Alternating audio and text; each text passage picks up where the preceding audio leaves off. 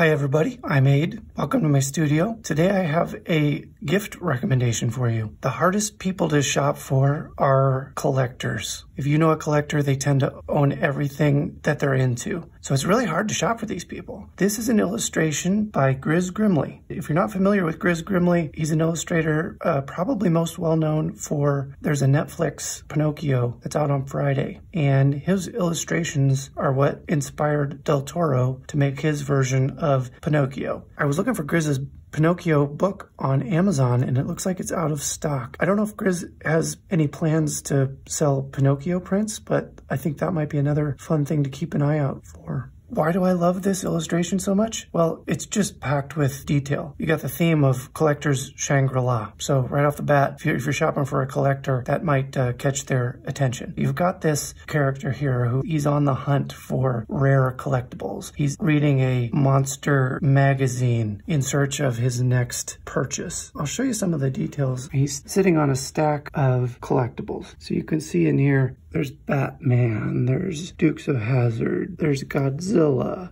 a robot, all kinds of amazing little details that reward you for looking closely. It's printed on a textured paper, almost a watercolor paper, which is real nice. You know, you zoom in, you don't see any dot patterns or anything. It's a really high quality reproduction. It's not a actual watercolor. It is a reproduction, but the quality is very high. So how do you get it? Gris Grimly has a website. It's called madcreator.com, and these are really affordable. For a print like this, it costs $20. It's an open edition. What that means is Gris can just keep printing these. As many people order them, he'll keep printing them. But what's cool is he does sign them. You can see the Gris Grimly signature at the bottom in pencil. He also has other prints available on his website. This one, I don't think this one's from a book, but a lot of his book illustrations are for sale too.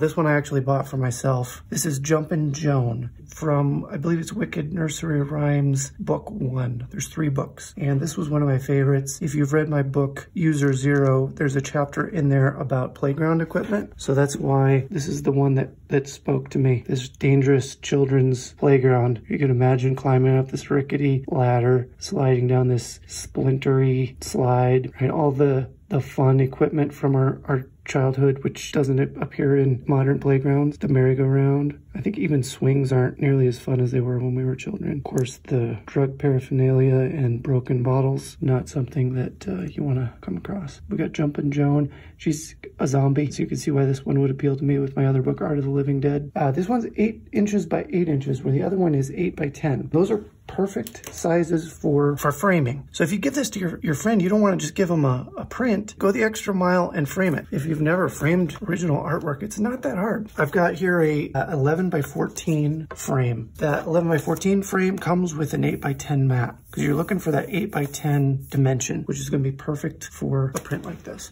Open it up here. There's an infinite amount of frames you can buy. This particular frame comes from Up Simples. Slide the back off.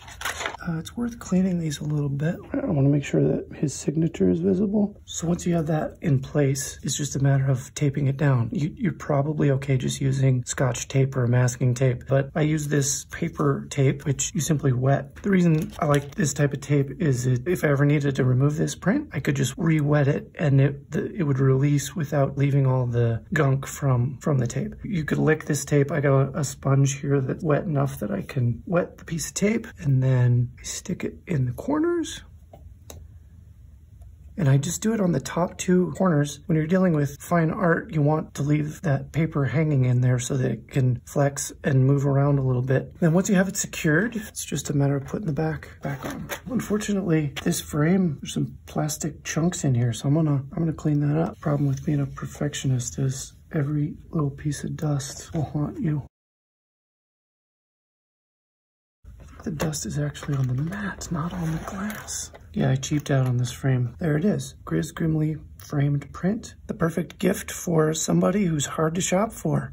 The Del Toro Pinocchio version comes out on Friday, December 8th on Netflix, and I'm really excited to see it. Like I said, I'm a big fan of Gris Grimly's illustrations, so check out his work at madcreator.com. Support him. Thanks for watching. We'll see you next time.